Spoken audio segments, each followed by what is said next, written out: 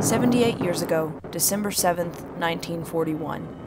Many of us know this as the date which will live in infamy. I ask that the Congress declare that since the unprovoked and dastardly attack by Japan, a state of war has existed between the United States and the Japanese Empire. In a surprise attack, the Japanese bombed the naval base at Pearl Harbor, killing 2,403 service members, wounding 1,178 more, and destroying 6 U.S. ships along with 169 U.S. Navy and Army Air Corps planes. Despite the heavy casualties, Japan's attack failed to disarm the U.S. fleet.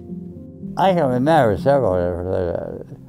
I guess one I do remember is I went to the fan tail of the ship, and I said to myself, I hope the good Lord puts me through it, that I won't die here. Rod Bittner, originally from Tacoma, Washington, enlisted in World War II back in 1940.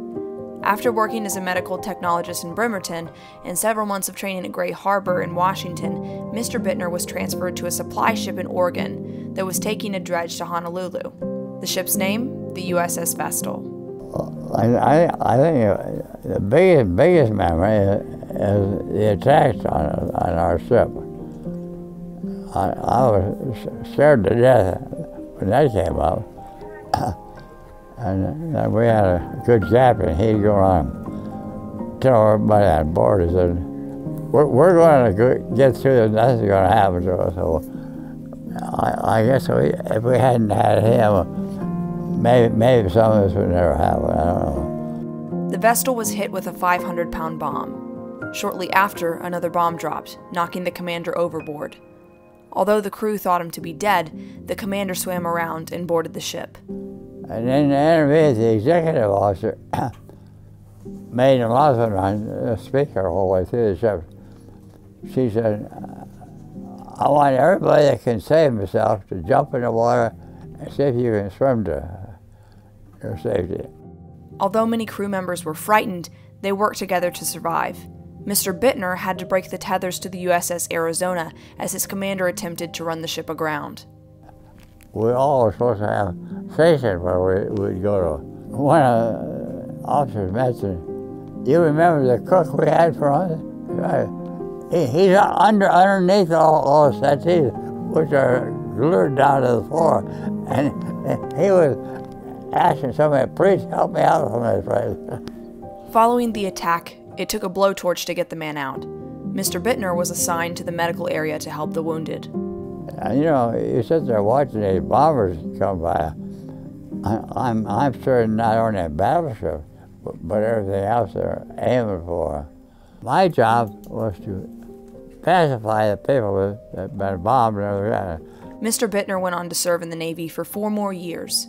Nearing Christmas of 1942, he met his future wife, Barbara.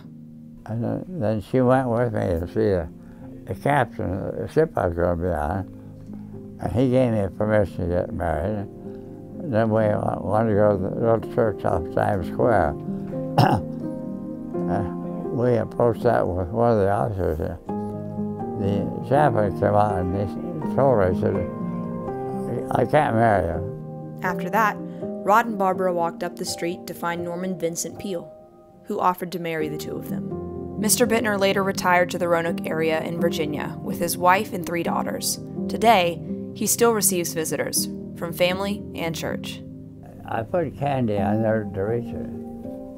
And then probably 2 or 3 days, my daughter comes over there, goes on the floor.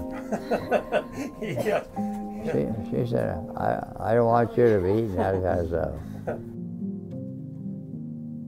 And the one church that I go to every Wednesday, I go there for one reason, to get candy. That's good.